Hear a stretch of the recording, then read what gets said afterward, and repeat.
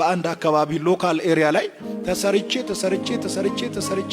ተጨነቀ የወጣው ሰው ነኝ። ሰዎች ግን አንድ ነብይ ተነሳ ብሎ የዛሬ 8 ወይ 9 ዓመት በራሱ ቤት ቲቪ ላይ አይቶ ነው ከዚህ ትራንስፖርት ክፍሉ ወደ ሐዋሳ እየሮጠ የመጣው። ሰሞኑ የተነሳ ነብይ አለ። እኔ ምንም ችግር የለም ዋናው መምጣት ነው፣ ጠዋትም ልነሳ ከሰዓትም ልነሳ እሱ ጉዳይ አይደለም ብዬ ቀጠልኩት። ቻሌንጅ ከመብዛቱ የተነሳ 40 ቀን ለመጸለይ ገቡ። 40 ቀን እየጸለይኩ ባለውበት ሰዓት ሁለት ነገር ነው የጸለይኩት። ምንም አይነት ምልክት አልፈልግም። አከራዩ እየመጣ ወንበሩን ይደብቃል፣ መብራት ያጠፋል። ለዚህ ቸርች የሚሆን ገንዘብ እፈልጋለሁ፣ የሚረዱኝ ሰዎችን እፈልጋለሁ። ቀብቻለሁ ምናምን እንድትለኝ አልፈልግም። እኔ መቀባተን አውቃለሁ። አሁን የሚፈልገው ፋይናንስ በር ትከፍታለህ፣ አገልግሎትን ቀጥላለሁ። በ40 ቀን ውስጥ የፋይናንስ በር ካልተከፈተ ዘግቼ ወደ ስራ ገባለሁ። ተጨቃጨቁ። ጭቅጭቁ ልጅና አባት ነው እንጂ ዝም ብሎ በቃ ካላደረከኝ ምናምን አይደል። 28ኛው ቀን ላይ ከካናዳ አካባቢ ነው አንዲት ሴት ደወለች። ስልኬን ማኔጀሩ ጋር ነው ያስቀመጥኩት። 35 ዓመት ነው ካናዳን ምድር የቆየሁት። ነብዩን ፈልጌ ነው፣ እሱ ጸሎት ላይ ነው። ምንድነው በጣም ሲሪየስ ኬዝ ከሆነ ከጸሎት ሲወጣ ማታ ላይ አግኝቼው መናገር ይችላል። በጣም ሲሪየስ ማለች። መጥቶ ማታ ነገረ። እኔ ለራሴ ተስፋ ቆርጬ የሚጸልይ ሰው ነኝ። ደግሞ ከካናዳ ደወለ፣ ከአሜሪካ ደወለ። ሁ ኬርስ ማን ቦታ ይሰጣል? ከሰማይ ለምን አይደውልም? እኔ አሁን የሚፈልገው የእግዚአብሔር ስልክ ብቻ ነው። ፕሮፌት ማምለጥ የለበትም ብሎ ሲል ያሳረግ። ኦኬ እንደገና 2 ሰዓት አካባቢ ደወለች። ሄሎ አልኳት። ሰላም ትንሽ ገንዘብ እጄ ላይ አለች፣ እሷን ለመላክ ፈልጌ ነው። እሺ ስንት? 1,500,000። አሁን እንኳን ባሊው አለ 1,500,000። ያኔ ግን አስቡት በጣም ሄቢ ነው ለኔ። ፈራው።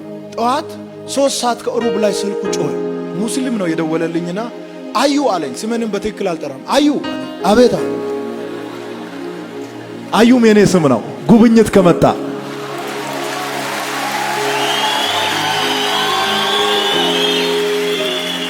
በዛን ጊዜ አየለች ብለኝ አቤት ነው የሚለው።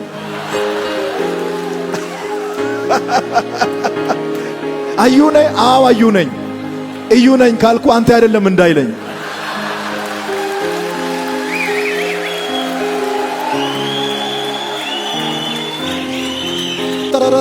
ይሄ አካውንት ያንተ ነው? አዎ ይሄ ያዩ ነው።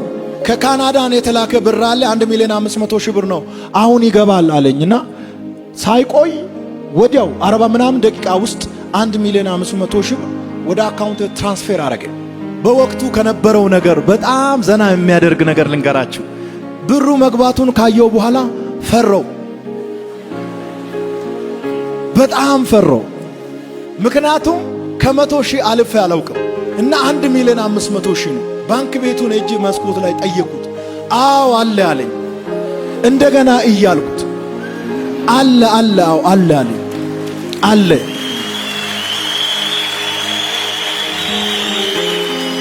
ከኔ አካውንት ወደ ኋላ ሊወስዱ ይችላሉ ብዬ ስላሰብኩ በሰዓቱ ቶሎ ብለህ ለሶስተኛ ሰው አስተላልፋለሁ። አንዳንድ ጊዜ ጉብኝት ራሱ ኮንፊውዝ ያደርጋል። አንድ ቀን አንዱ ሐዋሳ ላይ ስሙ ኤርሚያስ ነው። ትንቢት እየተናገርኩ ኤርሚያስን ታውቃለህ ስል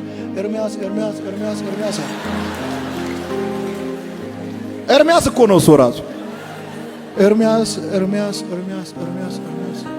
ገንዘቡ ወደ ሌላ ሰው ትራንስፈር ከተደረገ በኋላ ያኛውን ሰው ጠየቁት። አንተ ጋር ደርሷል እንደዚህ አይነት ገንዘብ ልካለሁ። አዎ ነገ መልሰህ ትልክልኛለህ፣ አንተ ጋር ይደር።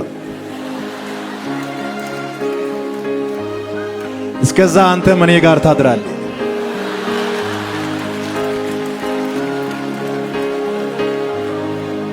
በዲፕሎማቲክ ፓስፖርት እንዳያመልጥ ነው።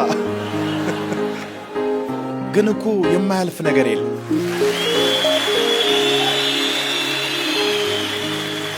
ያንን 1,500,000 እንደወሰድኩ ቴሌቪዥን ቻናል ለመክፈት እንግሊዝ ከሚኖሩ ሰዎች ጋር ኮሙኒኬት አደረኩ።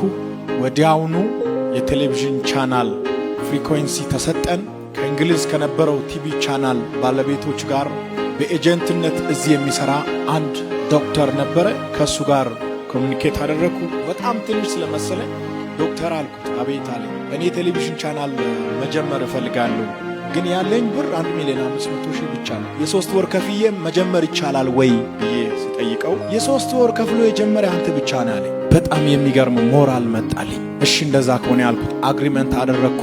የ3 ወር ከፈልኩ። ከዛ በኋላ የኔ ቴሌቪዥን ክራይስት አርሚ ቲቪ ቻናል ኢትዮጵያ የሚል ለሶስት ወር ብቻ ይታያል። ሰማይ ደረቅ ነው፣ ምድር ደረቅ ነው፣ ተስፋ የለም። ቻው እስከ 3 ወር 3 ወር ብዬ የጀመርኩት ቴሌቪዥን ይኸው አሁን 9 ዓመት አስቆጠረ።